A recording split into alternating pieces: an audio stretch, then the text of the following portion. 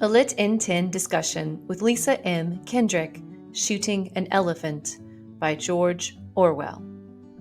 George Orwell sympathized with the underdog and spoke out against political injustice in his novels. He's best known for his dystopian novel 1984 about the evils of a totalitarian regime. He was born in Bengal, left home to serve in Burma, and left Burma to wander the streets of London and then Paris as a writer and anti-fascist demonstrator.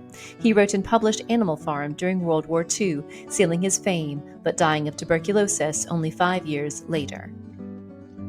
The grisly climax of Shooting an Elephant makes it one of my least favorite stories to teach, yet there's great value in Orwell's brutal honesty, his tone, and the relationship readers see with what is clearly a cause and effect essay.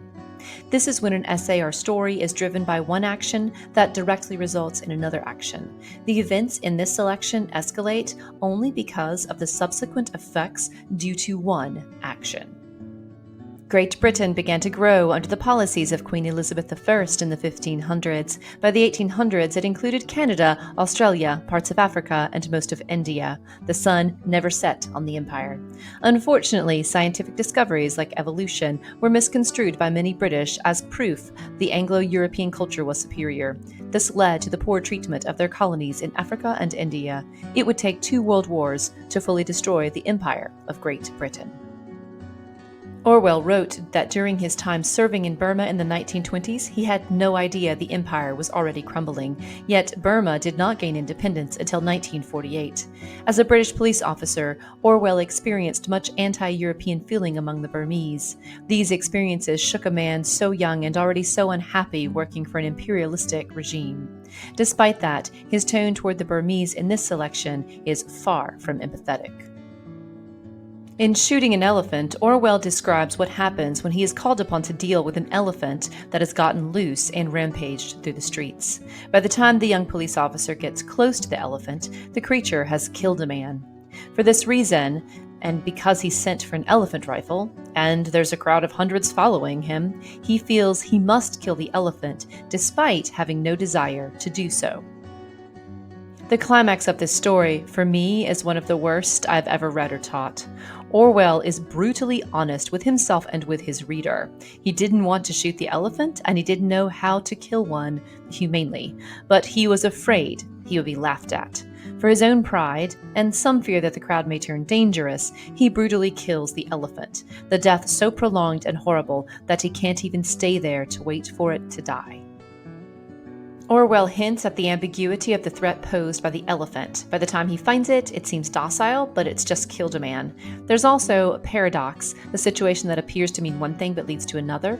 It's a paradox that he's in a position of power, yet feels powerless to not shoot the elephant. It's a paradox that he will be respected by others for killing it, but he won't respect himself. And it's a paradox that he's sent for an elephant rifle with no intention of killing an elephant or the knowledge of how to do so. In the end, despite having obviously been shaken by having to kill the elephant so inhumanely, he is still literally relieved that the elephant had killed a Burmese. Why? Because despite his later writing novels that raged against totalitarian regimes, in this selection, he was a part of one. He literally notes that, had a man not died, he would have had to pay for damages, and that the life of an elephant was worth way more than any one of the natives' lives. The theme is about how imperialism not only shackles those colonized by the imperialistic nation, but also dictates the behavior of those in charge by turning their reactions into acts they would never have chosen to do. It's also about how one small step can lead you down a path you never wanted to go. Orwell makes it clear that although everything else was out of his control, if he had not called for the elephant rifle, then he would not have had to kill. It seems that as Orwell matured, he better understood the powers at play in the world and hopefully gained more empathy for those cultures which were brutally battered by the British Empire. Due to his novels, Animal Farm and 1984, his name has been used to make a word that describes a situation, idea, or societal condition that is destructive to the welfare of a free and open society. Everything from slavery to censorship is considered Orwellian.